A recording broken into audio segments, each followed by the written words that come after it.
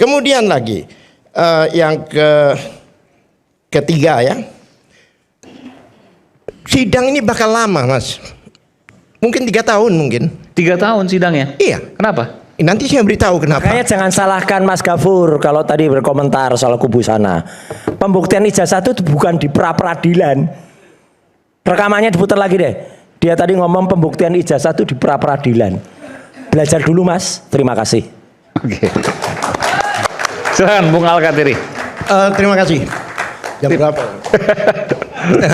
Ya, memang 3,5 jam ya. Tidak bicara dan tidak mengomentari. Tapi karena saya adalah lawyernya Ibu Tifa ya.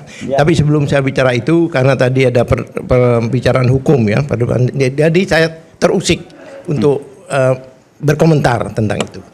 Satu hal lagi, pra-peradilan yang dilakukan oleh Mas Roy itu dampaknya luar biasa. Dampaknya luar biasa? Dampaknya Kenapa? luar biasa. Karena begini, jika ditemukan nanti ada bersalah, ada pelanggaran undang-undang atau kewenangan, maka pasal 23 di KUHP yang baru ini harus diterapkan. Yaitu jika penyidik atau penyelidik di luar kewenangannya atau di luar undang-undang atau apa namanya tupoksinya ya, maka dapat dimasalahkan secara administrasi, etis, bahkan dapat dipidanakan. Penegak hukumnya. Iya. Oke, tapi saya tanya, kalau memang begitu berarti kenapa Dokter Tifa mencabut pra-peradilan itu? Karena Dokter Tifa itu hubungannya dengan penahanan, bukan yang lain. Sementara Memang Mas Roy? sepakat lain, prapitnya itu petitumnya lain. Jadi begini, penggeledahan. Beda. Materinya beda. Dokter Tifa kemarin soal penersangkaan, kemudian penahanan. Saya kan soal yang kemudian penangkapan dan lain sebagainya. Iya. Jadi beda. Memang, kita saling menghormati. Kita saling menghormati. Memang dari awal. Tapi ini bukti bahwa saling mendukung. Oh, saling mendukung. Dari awal, jika ada penahanan, maka kita lakukan prapit. Tapi faktanya tidak ada penahanan. Jadi menurut Ibu Tifa tidak ada korelasinya lagi untuk prapit. Itu sudah disepakati lah oleh semuanya. Oleh sebab itu langsung ke pokok perkara. Dan sudah dijadwalkan insya Allah tanggal 2 besok adalah sidangnya. Hari Kamis ya? Iya, untuk pembacaan dakwaan. Di PN Jakarta Timur pukul 10. PN Jakarta Timur pukul 10. Jam 9, oke. Yang kedua, yang masalah hukum lagi, sebenarnya sih tidak seharusnya ini sampai ke pengadilan. Dari awal, itu kalau saya boleh katakan, itu sudah cacat dalam kandungan itu. Kenapa saya namakan? Bahkan mati dalam kandungan, bukan cacat lagi. Karena peristiwa di Mabes itu belum selesai sampai saat ini. Yaitu penghentian penyelidikan di Mabes itu kan berdasarkan laboratorium. Pernah saya katakan di sini. Yang mana pelanggaran laboratorium itu ada aturannya secara formal. Yaitu harus ada dilampiri dengan laporan polisi dengan nomor laporannya, ada BAP, kemudian ada berita acara penyitaan, yang mana berita penyitaan baik di KUHP lama maupun KUHP baru. Di KUHP lama itu pasal 1.16 itu jelas dinyatakan bahwa penyitaan itu adalah dalam taraf penyelidikan, penuntutan dan persidangan. Sedangkan kemarin baru Dumas. Nah itu sudah ada pelanggaran dan itu kami komplain. Dan komplain itu direspon. Masih diproses. Kenapa demikian? Seharusnya yang di Polda ini tidak boleh adanya laporan sebelum di sana selesai, karena berhubungan dengan beberapa kali yang katakan oleh Bang Refli, yaitu berhubungan dengan undang-undang PSK, perlindungan saksi dan korban. Kenapa demikian? Jika ada laporan, maka tidak boleh ada laporan balik sebelum inkrah. Itu pasal 10, yaitu Undang-Undang Nomor 31 2014. Tidak boleh. Nah, siapa yang tidak boleh dilaporkan? Pelapor dan saksi, jangan lupa. Dan beliau-beliau ini pada waktu ke UGM, beliau itu sebagai saksi. Jelas, bahkan kami ajukan sebagai saksi, walaupun beliau itu ahli, tapi kapasitasnya pada waktu itu sebagai saksi yang dilindungi oleh undang-undang PSK. Saya berapa kali bahkan kalau JPU sampai ini P21 kan berarti JPU juga melanggar undang-undang PSK ini. Ya kan? Sampai inkrah, sampai sidang, sampai Mahkamah Agung. Jika itu tidak terbukti baru dilaporkan. Ini faktanya tidak. Itu ada suratnya dari Irwasum. Makanya pada waktu itu kami ke Irwasum, kenapa nggak Prapit? Kami menjawab jawaban dari Irwasum, satu. Yang kedua, ya kan? Kenapa laporan ini? Saya katakan bukannya apa ya, cacat, tapi sudah mati dalam kandungan. Seharusnya laporan di Polda ini tidak ada. Yang kedua, yaitu RJ. RJ itu berdampak, ada konsekuensi. RJ itu mekanismenya diantaranya ada pencabutan laporan. Laporan itu ada nomornya. Laporan nomor sekian, baru SP3. Nah, sedangkan di dalam laporan itu dengan satu laporan isinya 8 orang. Nah, kalau dicabut kan harusnya kecabut semua. Oleh sebab itu, laporan di Polda itu adalah batal demi hukum. Seharusnya dari awal ya. Ini jangan disepelekan. Itu fakta. Kemudian lagi yang ketiga ya. Sidang ini bakal lama, Mas. Mungkin 3 tahun mungkin. 3 tahun sidangnya? Iya. Kenapa? Nanti saya beritahu kenapa. Kemudian alasan kenapa? Alasan sidang ini bisa lama sebentar, sampai 3 tahun? Alasan tidak ditahannya itu tadi kan disinggung. Ya intinya lama sekali lah ini. Iya. Kenapa? Karena saksinya 135 orang. Dan itu harus dihadirkan semuanya? Ya harus dong. Kalau tidak dihadirkan kenapa? Kan jadi pertanyaan.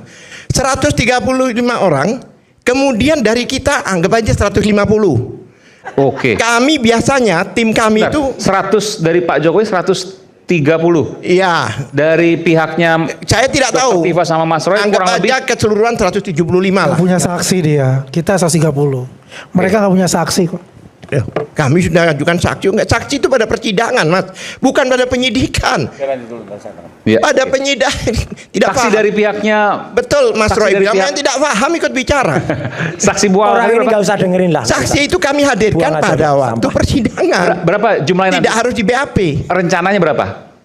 Kami berapa kira-kira? Kurang lebih 100? Ukur, kira-kira berapa dari kita? Sama kira-kira 150, 150. Anggap aja Pak. 150. Luar biasa. Sebentar. Jadi hampir 300 lah. Kami itu sidang itu kalau tim kami 2 orang atau 1 orang itu sampai malam. Kami betul minta pertanggungjawaban mereka saksi-saksi sampai malam.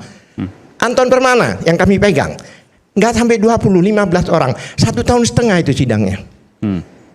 66 kali, kebayang nggak ini? 150 keanggap aja 1 minggu sekali kali 7 berapa? Tolong dihitung. 1.000 lebih. Sedangkan 1 tahun ini baru 36 hari. Jadi sidang ini sampai mungkin penggantian presiden tahun depan. Itu fakta. Kami akan buat seperti itu nanti. Jadi jangan dianggap enteng. Sebenarnya dengan menghadirkan banyak saksi, menghadirkan banyak bukti surat di sini, itu blunder buat mereka. Keuntungan buat kita. Dan ini sebenarnya baru start. Ini baru mulai, bukan akhir daripada cerita. Ini baru mulai. Karena kami pengacara boleh berbicara, boleh menggali, boleh menguji 709 ini. Jadi ini kami akan tanyakan ke Pak Jokowi semua ini. Apa contohnya?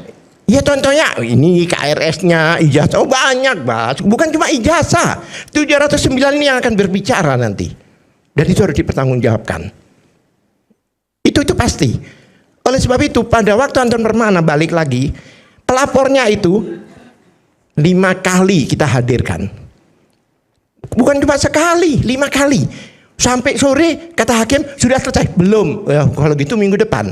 Itu baru pelapornya. 1 bulan. Nah, apalagi ini. Jadi oleh sebab itu kenapa jaksa tidak menahan? Saya paham. Seperti yang dikatakan. 1, ini sudah menjadi isu global. Bukan nasional lagi. Ini mungkin ada CNN, ada Al Jazeera mau hadir. Isu global ini. Kemudian jaksa tidak mau mengambil alih bulian-bulian polisi. Kalau ditahan kan dilanjutkan nanti bulian-buliannya. Yang kedua, jaksa yakin jika ini disidangkan akan melebihi masa tahanan. Lepas juga. Tapi yang punya nama nanti hakim yang melepaskan. Jaksa nggak mau. Oleh sebab itu dia tidak ditahan. Dia ambil jalan tengah. Nothing tulus buat dia. Tidak ada ruginya dengan dibebas, tapi sidang. Makanya kami sebagai lawyer, keluarga diminta jaminan, kami jamin. Jadi ingat, bukan penangguhan, tidak ditahan. Oke. Saya mau tanya pada Anda, Bung Al-Khatiri. Anda akan membuat sidang nanti menjadi ajang pembuktian apakah ijazah Pak Jokowi asli atau palsu? Ya pasti dong. Itu yang paling utama. Ijazah itu kan nggak tiba-tiba ada, Mas. Apalagi di perkuliahan. Ada peristiwa, ada temannya. Dan temannya kan kami juga ada juga ijazah-ijazah pembanding. Kami udah siap. Banyak juga, puluhan juga yang kami akan compare nanti. Dan kami akan uji. Apalagi ada isu katanya ijazahnya hilang dan sebagainya. Hilang kan banyak konsekuensinya. Harus ada laporan polisi dan sebagainya. Polisinya kita hadirkan. Iya. Sebentar, saya belum selesai bicara. Dan saya sudah lama loh, jam 11 ini udah. Silakan. Tolong hargai. Ya. Satu hal lagi. Kemudian saya minta ditayangkan pasal-pasal di sana itu. Saya sudah minta tadi ke admin, barangkali bisa ditayangkan. Silakan. Nanti kita Jadi begini, Mas. Ya. Ini jaksa tidak mau melanjutkan pelanggaran-pelanggaran dan ketentuan-ketentuan yang dilanggar oleh kepolisian. Di antaranya, bayangkan yang namanya itu 310 ya. Ya ini. Sebentar, sebelum saya bicara itu, ya kan?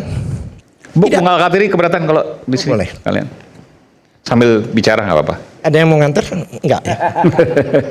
Ya agak grogi nanti. Terima kasih. Kita nikmati aja. Ini kenapa saya tayangkan supaya pemirsa juga baca. Coba dibaca. Pakai logika umum lah, nggak usah logika. Ini memang 310, kemudian yang KUHP baru itu 433. Isinya sama, kurang lebih. Seperti ini yang lama ya. Ini yang lama. Tapi ini konon kabarnya ada di dakwaan. Betul, kata jaksa kemarin kan. Kita dapat informasi. Barang siapa bla bla menyerang kehormatan atau nama baik seseorang dengan menuduhkan suatu hal yang maksudnya terang supaya hal ini diketahui umum, diancam karena pencemaran dengan pidana penjara paling lama 9 bulan atau pidana dengan denda paling banyak 4.500. Ini yang lama. Coba to the point, langsung ke ayat 3. Tidak merupakan penyemaran atau pencemaran tertulis jika perbuatan jelas dilakukan demi kepentingan umum. Jadi ini semua tidak ada jika ini demi kepentingan umum. Artinya gini, Anda menilai bahwa apa yang dilakukan Mas Roy untuk kepentingan umum? Ya, kan ini kan ijazah publik. Publik itu kan bahasa Inggrisnya, bahasa Indonesianya apa? Umum. Nah, dan ini dilindungi. Ijazah itu publik maksudnya? Iya, ijazah ini kan ijazah yang digunakan untuk menjadi presiden. Ijazah publik yang mana ada di Undang-Undang KIP.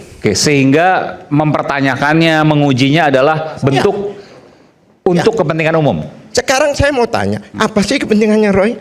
Apa sih kepentingannya Tifa? Nggak ada. Semua untuk rakyat dan masyarakat. Karena sejak awal isu ini ada. Sampai ada persidangan yang 6 tahun itu dengan bukti fotokopi, kebayang nggak? Itu fakta.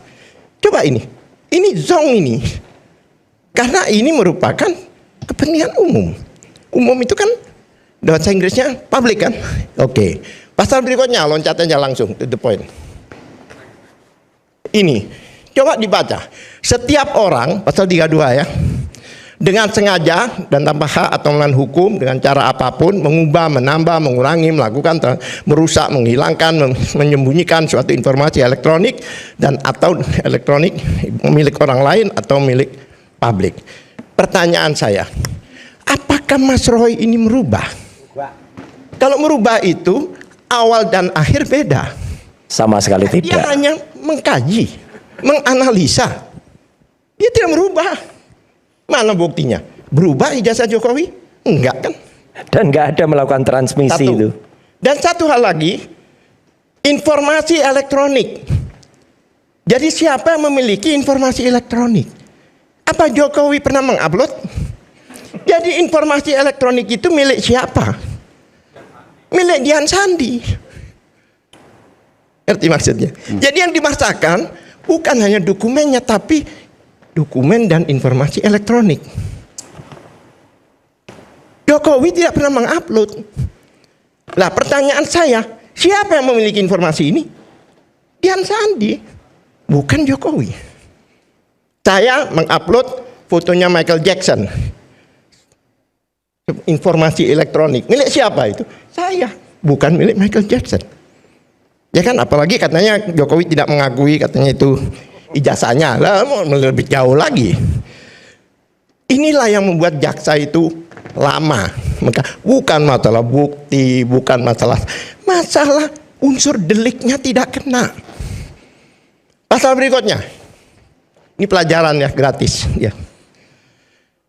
Setiap orang dengan sengaja dan tanpa hak atau melawan hukum melakukan manipulasi, perubahan, menghilangkan, merusak informasi elektronik dan atau dokumen elektronik dengan tujuan agar informasi elektronik atau dokumen elektronik tersebut dianggap seolah-olah data yang otentik. Jadi dari sesuatu yang nggak benar dijadikan otentik. Berarti mereka ini berjasa membuat jasa yang palsu dijadikan otentik.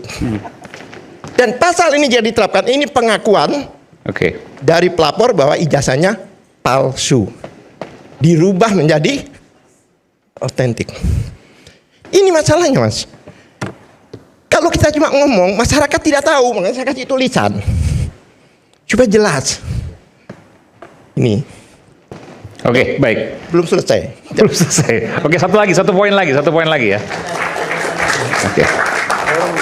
Gak apa-apa. Borongan. Iya. Puasa gak bisa. Satu poin lagi yang paling penting, silakan. Tapi saya ada beberapa pertanyaan nanti yang saya akan sampaikan ke Bung Rifai. Padahal saya sudah ngantuk loh. Iya. Kemudian gini, keanehan-keanehan ini tiba-tiba tanggal 13 Januari Pak, Mas Iman, itu pelimpahan. Berarti apa? Berarti jaksa lah yang punya kewenangan. Polisi tidak boleh berinisiatif, tapi petunjuk jaksa, arahan jaksa, karena sudah dilimpahkan. Tapi 2 hari setelah itu dikeluarkan sprindik baru oleh kepolisian. Terus tanggal 30 sprindik baru lagi dengan merubah pasal-pasal itu. Aneh kan? Ada yang dicabut. Contohnya yang 28 ayat 2 dan sebagainya, kemudian 27A. 27A ini adalah antivirusnya pasal 310. Saya jelaskan. Di dalam KUHP ya jelas bahwa ada namanya azas lex specialis derogat legi generalis. 27A ini unsurnya sama dengan 310. Sama. Tapi dengan elektronik. 310 tidak dengan elektronik. Walaupun ya kan dengan elektronik. Nah, berarti kekhususan seharusnya keumuman. Iya. Lex specialis derogat legi generali. Dari 310 ini tidak ada. Oke. Karena dimatikan. Ini dicabut, Mas. Karena sering kita gaungkan, dicabut. Karena dia membunuh 310. Kalau 310 tidak terbukti, 311 juga tidak terbukti. Itu berhubungan. Oke. Tapi soal pasal nanti kita belakangan. Tapi yang saya ingin tanyakan nanti adalah apa yang dilakukan ini bagi saya hal yang baru ya. Apa yang dilakukan oleh Mas Roy dan kawan-kawan adalah demi kepentingan umum. Iya. Kenapa demi kepentingan umum? Karena ijazah itu pernah digunakan untuk publik, untuk umum. Iya. Nah, bagaimana Bung Rifai? Saya belum selesai, biar jelas dulu enggak ya. Nanti saya berikan kesempatan lagi ya, biar nggak terlalu jauh. Silakan. Ya, kembali lagi, ini kan sebenarnya perdebatan yang udah lama lah ya, udah lama kita bahas gitu ya. Dan soal alasan kepentingan umum, pembelaan diri, itu semua kan juga sudah dipertimbangkan oleh jaksa ya. Yang perlu dicatat kalau dari kami adalah kami melaporkan itu karena Pak Jokowi merasa isu ini masih terus bergulir, padahal beliau sudah menjadi warga negara biasa. Apakah sebagai warga negara biasa beliau tidak memiliki perlindungan terhadap hak asasi dia, terhadap nama baik ya. Dan ini kan bicara kepentingan umum, dampaknya apa? Kepentingan umum, beliau sudah tidak lagi jadi presiden, kalaupun ada persoalan tidak lagi berdampak. Jadi kembali lagi ini semua sudah dikaji dan sebenarnya jaksa juga sudah melakukan kajian. Yang jadi menarik sebenarnya begini, ini kan disampaikan ini sebenarnya harusnya kan seorang lawyer sudah memiliki dakwaan dong pada saat berkas dimasukkan ke pengadilan.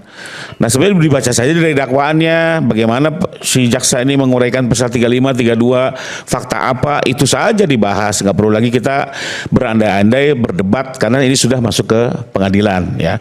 Cuma satu Bang Aiman yang saya mau sampaikan di sini dan saya agak menjadi perhatian saya tadi Bang Al-Kathiri secara berulang. Jadi kebetulan kami ini kemarin ketemu di satu podcast di grup ini di lantai lain. Hari ini juga ketemu dengan Bang Al-Kathiri dan beliau men-state secara berulang akan mengupayakan pemeriksaan saksi-saksi hingga 3 tahun dan saksi akan dicoba dipanggil lagi sampai bisa 4-5 kali mencontohkan perkara-perkara ya. Buat saya, dan ini bukan hanya satu, ini dari beliau di statementnya, dan ini direkam. Tadi juga di TV lain, salah satu pengacara bilang kami akan mengejar kejujuran Pak Jokowi termasuk terkait pemecatannya di PDIP. Saya melihat ini sudah ada upaya mengintimidasi. Sebentar, mohon maaf, diulangi lagi mana, Bung Lepe? Di TV lain, ya, bisa dibuktikan nanti. Ada salah satu pengacara menyatakan kami ingin menguji kejujuran Pak Jokowi termasuk mempertanyakan pemecatan di PDIP. Apa kaitan maksudnya? Saya jawab aja sih. Ya itu satu ya. Dan tadi dinyatakan akan 4 kali memeriksa saksi berulang-ulang. Jadi 3 tahun itu satu saksi 120. Kalau lihat podcast kemarin, tiap hari akan dipanggil lagi. Yang mulia saya ingin panggil lagi. Jadi ada rencana seperti akan menteror, mengintimidasi, menakut-nakuti para saksi. Ya, padahal di satu sisi beliau menyatakan undang-undang perlindungan saksi dan korban. Apa sih esensi perlindungan saksi dan korban? Bahwa saksi dan korban itu tidak bisa diintimidasi. Ya, dan ini kalimat ini bisa kita tafsirkan. Mau ada apa ini? Nah, saya justru dari sini saya meminta perhatian Ketua Pengadilan Negeri Jakarta Timur, Majelis Hakim, Ketua Pengadilan Tinggi dan Ketua Mahkamah Agung agar betul-betul menegakkan undang-undang perlindungan saksi dan korban dan menjaga persidangan ini sesuai dengan fokusnya. Nah, kebetulan ada abang juga keluarga besar dari Mahkamah Agung. Jangan digunakan ini untuk sarana untuk membuli, menekan, menakut-nakuti para saksi. Ya itu harus bisa dibebaskan dari rasa takut. Biarlah mereka menjelaskan fakta yang sebenarnya. Ya di bawah sumpah. Kalau itu silakan diuji. Tapi kalau ada niat-niat mengintimidasi, perlu kita lawan. Karena buat saya itu nggak benar dan hakim harus menegakkan itu ya. Karena jangan sampai para saksi ini pada takut dengan kalimat-kalimat seperti ini ya. Seolah-olah akan terjadi intimidasi, pertanyaan lebih. Karena begini, hukum acaranya adalah betul seorang advokat itu wajib menguji kebenaran. Ya, seorang saksi kalau ketahuan berbohong dia kejar wajib itu. Termasuk mendudukan perkaranya sesuai hukum itu wajib. Tapi kalau saya tendensinya bertanya di luar konteks perkara, ya. Tadi Bang Aiman sendiri bilang apa hubungannya gitu ya. Tapi dinyatakan di televisi tadi. Ada rekamannya gitu ya. Dan rekaman ini akan saya kumpulkan, saya akan bicara tim, saya akan bersurat kepada Ketua PN bahwa ada indikasi akan dilakukan seperti itu sehingga saya berharap Ketua Majelis akan menjaga betul para saksi diperiksa secara objektif. Tidak ada intimidasi atau upaya-upaya untuk menakut-nakuti para saksi. Siapapun itu ya. Apalagi ini banyak saksi dari daerah, orang sudah sepuh. Biarlah tugas pengacara ini tetap mulia, terhormat ya, sesuai dengan hukum acara dan tidak bertujuan untuk melakukan hal-hal lain di luar tugas dan tanggung jawab sebagai seorang pengacara. Itu mungkin yang saya tambahkan karena ini sudah berulang dari Bang Al-Kathiri dan tadi di televisi lain ada kalimat seperti itu. Saya akan kumpulkan rekaman ini untuk betul-betul jadi bahan kajian tim kami. Enggak, saya mau tanya, kira-kira arahnya kemana ya kalau menguji pemecatan Pak Jokowi dari PDIP? Nah itu dia, saya juga bingung apa konteksnya di perkara ini gitu ya. Selain diduga ini menjadi satu ajang politisasi, ajang untuk kembali merusak nama baik dan segala macamnya yang akan diupayakan melalui cara-cara hukum dan menurut saya ini perlu dilawan. Dan saya sangat mengharapkan ketegasan Ketua Majelis Hakim, Ketua PN Timur untuk bisa mendudukan, memimpin persidangan ini secara objektif dan benar dan para advokat juga bisa menjalankan tugasnya secara proporsional dan profesional. Mungkin itu saja sebagai catatan. Sebentar, saya tanggapi. Ini menarik. Ini menarik. Ya ini persoalannya sudah kentara ya, seperti menarik ke arah politik untuk itu. Ada seorang pengacara pasti dari kubu mereka kalau Bang Rifan mengatakan itu. Ya, artinya yang selama ini kita duga ternyata ini efeknya apa sih kalau seandainya dibuka lagi kan udah selesai? Maksudnya gimana? Saya masih belum bisa dapat. Arahnya kan udah mengarah ke politik. Ya tadi kan sudah jelas itu kan. Ditanyakan pemecatannya Pak Jokowi di PDIP. Ini maksudnya apa? Maksudnya apa pertanyaan itu? Ya Artinya untuk mencari keburukan terus-menerus gitu. Terus menerus kalau kita lihat arahnya ke sana. Yang menjadi pertanyaan kita, siapa pengacara itu yang mengatakan itu? Harus dibuka juga Pak Rifai, biar publik juga bisa tahu untuk itu, ya. Dan Mahkamah Agung juga bisa tahu untuk itu. Ini di luar konteks. Tidak ada satupun di sini yang pernah mengatakan itu. Enggak, mungkin ada Siapa ada namanya teman-teman itu Pak Rifai? Silakan Siapa kalau mau namanya itu? dibuka Pak? silakan. Artinya Inisialnya PS di ini salah satu kemana-mana televisi ini. sebelah, dan saya diwawancara tadi dari jam 6:30 sampai jam 3. Siapa Ada yang rekaman. bicara? Inisialnya PS. Siapa yang bicara? Ya silakan cek PS. rekan-rekan sendiri sendiri. Saya lawyer. Papa Sierra. Papa Sierra. Ya, tapi sudahlah. Pokoknya kami ini akan kumpulkan, kami akan bahas dalam tim. Kami juga tidak mau persidangan untuk mencari kebenaran material, ujung-ujungnya untuk cara mempolitisasi atau mendegradasi nama baik Pak Jokowi. Oke, kita kembali saat lagi, kita bersama kami di Rakyat Bersuara. Ya, begini. Nanti sebentar.